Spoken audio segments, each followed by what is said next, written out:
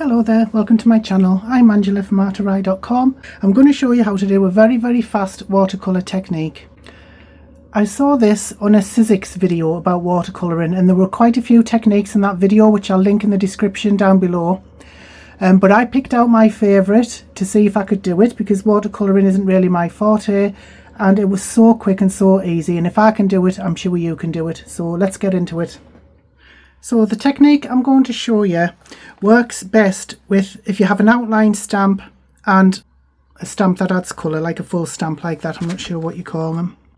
But this is Wild Blooms from Sizzix Studio, and I saw this advertised on the same video that I'll link in the description, and I just couldn't resist. Just absolutely gorgeous. So you have your outline stamps there and you have the fill-in ones there. So I'm going to use this large one, and I'm going to show you how to do it on both normal cardstock and watercolour card. Honestly, there's not that much difference between them. It works quite well on both. So I'm going to try it on the normal cardstock first. You do need, well, it is best if you have a stamping platform. You certainly don't need one if you can manage without. I'm not much good at placing stamps down, so I will use the stamping platform. This is my Tim Holtz one, which is my all-time favourite. I love it so much. Just bung that on there.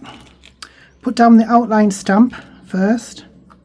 Now, because I'm going to be watercolouring using water, I am going to use a pigment ink. I'm going to use my VersaFine Onyx Black.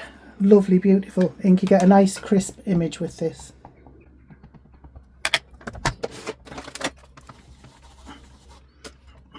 Lovely.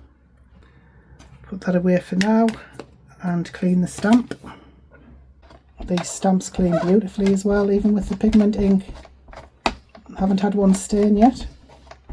Right, now you've got your outline down, you can take the coordinating stamp to add the colour and just line it up a bit. This doesn't have to be perfect. The beauty about watercolouring is it does not have to be perfect at all.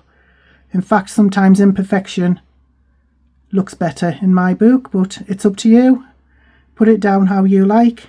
So I'm going to show you two, I suppose you could call them techniques on doing this. What colour should I use? I think I'll use a purple and an orange, like I have done with the other ones. I'll show you some cards that I've done at the end.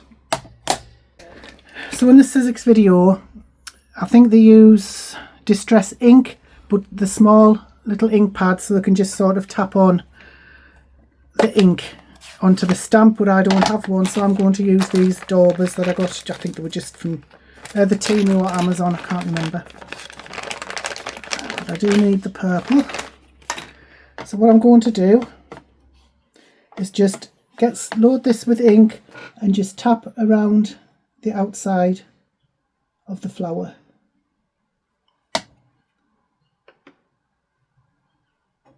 You can put as much or as little as you like on, depending on how vibrant, how full you want it to be.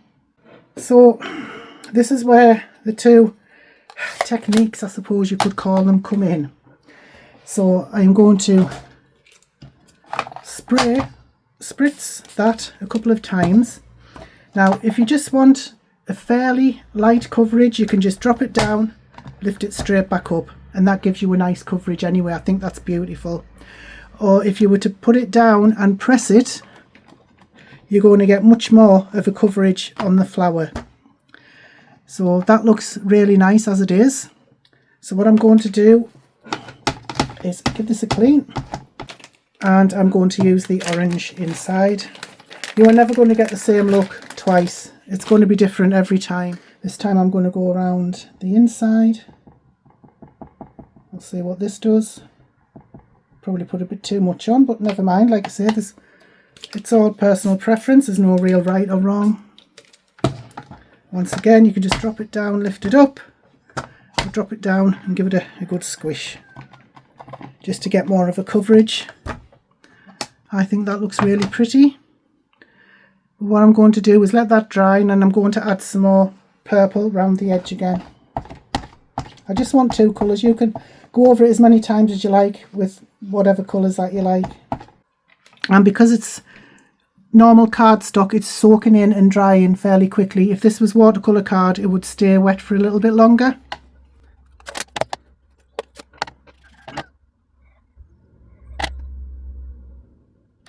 Now this time I'm only going to add one light spritz.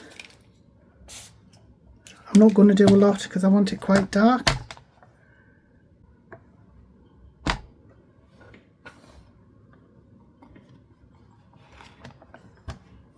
And that's looking really beautiful, I think. Very nice. You can do this with lighter colours as well. I will show you one of the cards I made later using a light colour, and it looks really pretty. So what I'm going to do is take a little bit of ink from there and just put it in the middle. Just to darken it up a little bit. It doesn't have to be watercoloured. Just want to darken the centre up like that. Lovely, that looks nice. Pleased with that.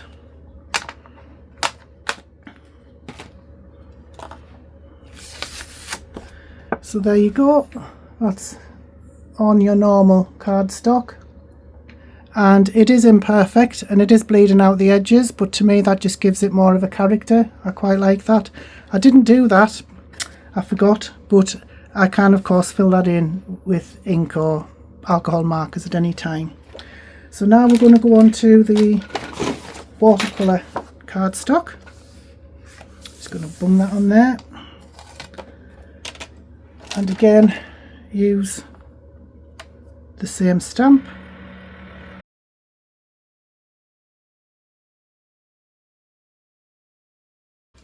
You can always tell a good quality stamp by how well they clean, especially after using pigment ink. Now bear in mind, you will get a different effect using the watercolour cardstock. It's all entirely up to you what you want to do. But I'm going to use a dark blue this time. And I'm going to go just around the edges. A couple of spritzes. Drop that on.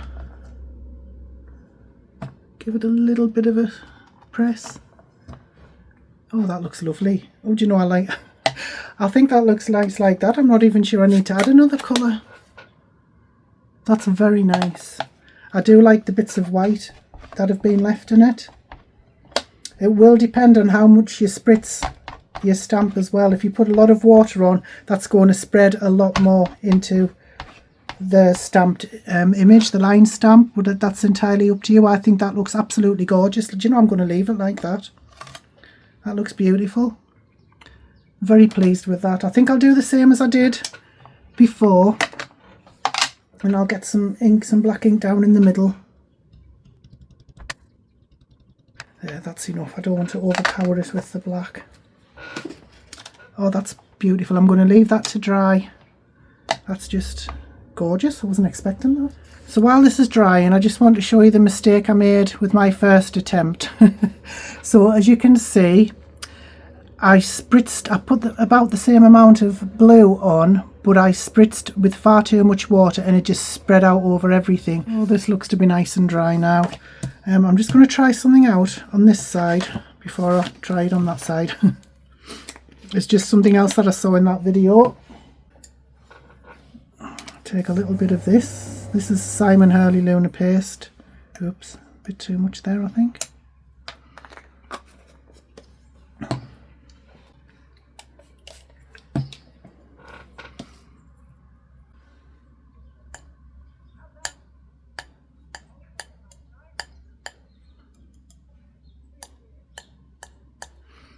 Oh, that looks quite good. So I'll try a little bit on this side.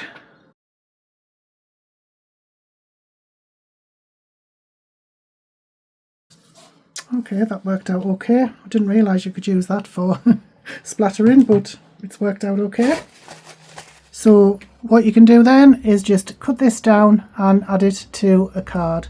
And I will show you a couple of cards I've made using this technique. I'm not sure if I'm going to do that with this one yet, but this was the first one that I made. And this sentiment also comes with that stamp set. It's not what you look at that matters, it's what you see. And I think that is just stunning. And so you can say use the purple and the orange there, and it does look very watercolory. This was the second one, which I used with a pink and an orange and a little bit of black in the centre there. To be an artist is to believe in life. And here's a one with much lighter colours. Don't be afraid to mix it up and use a different colour card base. That always looks nice. And these cards are all different sizes, so you're not limited to just one card size here. Just let your imagination go wild. And this is from a different stamp set, but it goes very well. Have a blooming good day. So I just added a very pale blue and a yellow, and just got one of the daubers with some orange ink on and just dabbed it in the middle there. So that's how easy it is to just do watercolouring. It's so fast and so simple, and every one is going to be different. You are never going to get two cards the same.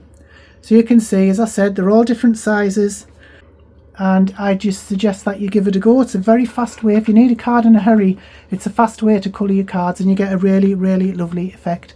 As I said, I'll leave that video down below linked for you, so you can have a look at all the different techniques that can be used just to watercolour your stamped images. And it doesn't have to be on watercolour paper, it can be on normal cardstock, and you're going to get different looks depending on which you use.